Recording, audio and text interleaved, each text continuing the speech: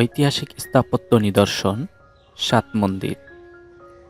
বাংলাদেশের দক্ষিণ পূর্বাঞ্চলীয় জেলা ফেনীর ছাগলনাইয়া উপজেলা শহরের পশ্চিমে বাঁশপাড়ায় অবস্থিত। প্রাচীন এই মন্দিরগুলো স্থানীয়ভাবে সাতমঠ নামে সুপরিচিত। অনেকেই এই মন্দিরগুলোকে সাত মন্দির বাড়ি নামেও চিনে থাকেন। সাত মন্দির হল পাশাপাশি অবস্থিত উঁচু শিখর বিশিষ্ট সাতটি মন্দির। তবে এখানে সাতটি মন্দিরের সাথে আরও দুটি ছোট আকারের মন্দির রয়েছে। ছোট বড় মিলিয়ে এখানে সর্বমোট মন্দিরের সংখ্যা ৯টি। এখানকার মন্দিরগুলো মূলত চিতা মন্দির বা স্মৃতি মন্দির। পাশাপাশি এক সারিতে ৩টি এবং অপর সারিতে ৪টি মন্দির এক সমকোণে অবস্থান করছে।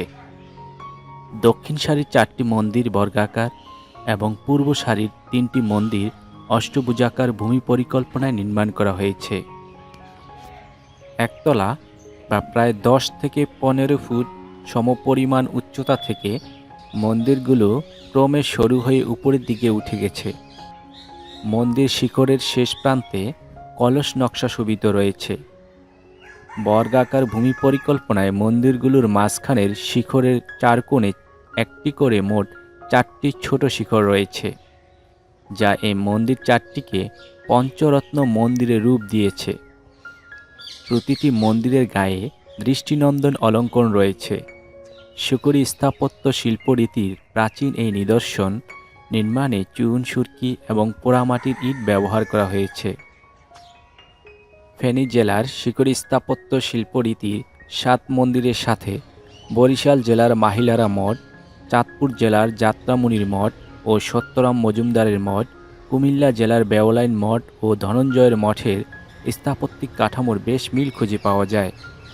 তবে একই স্থানে পাশাপাশি অবস্থিত একসাথে ৯টি মন্দির নিয়ে এ ধরনের গুচ্ছ মন্দির বা মঠ বাংলাদেশের অন্যত্র আছে কিনা তা এখনও পর্যন্ত জানা যায় না। বিশ্বায়নের এই যুগে আধুনিক উন্নয়ন কাজ ও যুদ্ধ বিগ্রহের প্রভাবে বিভিন্ন ঐতিহ্যবাহী স্থান ও নিদর্শন আজ ধ্বংস হওয়ার ঝুঁকির মুখে রয়েছে।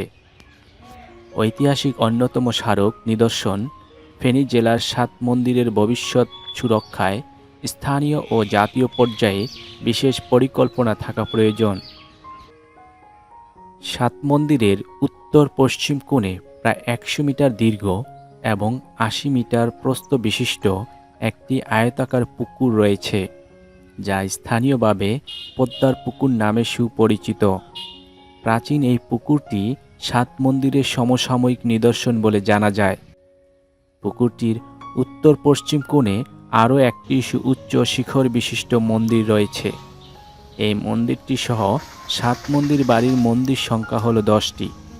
সরকারি পৃষ্ঠপোষকতায় সাত মন্দির সহ তৎসংলগ্ন অন্যান্য মন্দির ও পুকুরটিকে নিয়ে ফেনী জেলায় একটি প্রত্নপর্যটন স্থান গড়ে তোলা সম্ভব হতে পারে। বিভিন্ন তথ্যসূত্র থেকে জানা যায়, বিংশ শতাব্দীতে বিনোদ বিহারী নামে ফেনীর ছাগলনাইয়ায় একজন জমিদার ছিলেন। সাত মন্দির বাড়িটি এই জমিদারের প্রতিষ্ঠিত বাড়ি কিংবা তার পৈতৃক বাড়ি। আরও জানা যায়, দেশভাগের পর ১৯৪৮ সালে জমিদার বিনোদ বিহারী ভারতের পশ্চিমবঙ্গের রাজধানী কলকাতায় চলে যান। বর্তমানে জমিদার বাড়িটিতে স্থানীয় বাসিন্দারা বসবাস করেন। সম্ভবত ১৯ ও ২০ শতাব্দীতে জমিদার বিনোদ বিহারীর পূর্বপুরুষদের স্মৃতির উদ্দেশ্যে সাত মন্দিরের এসব স্মৃতি মন্দির আলাদা আলাদা সময়ে পর্যায়ক্রমে নির্মাণ করা হয়েছিল। ২০০২ সাল থেকে ফেনী জেলার এই সাত মন্দির সাতমঠ নামে জাতীয় ঐতিহ্য হিসেবে গণপ্রজাতন্ত্রী বাংলাদেশ সরকারের সংরক্ষিত পুরাকীর্তির তালিকায় অন্তর্ভুক্ত রয়েছে। সংস্কৃতি বিষয়ক মন্ত্রণালয়ের অধীন প্রত্নতত্ত্ব অধিদপ্তর এই মন্দিরগুলোর তত্ত্বাবধান ও সংরক্ষণ সংস্কার কাজের মূল দায়িত্ব পালন করে থাকে।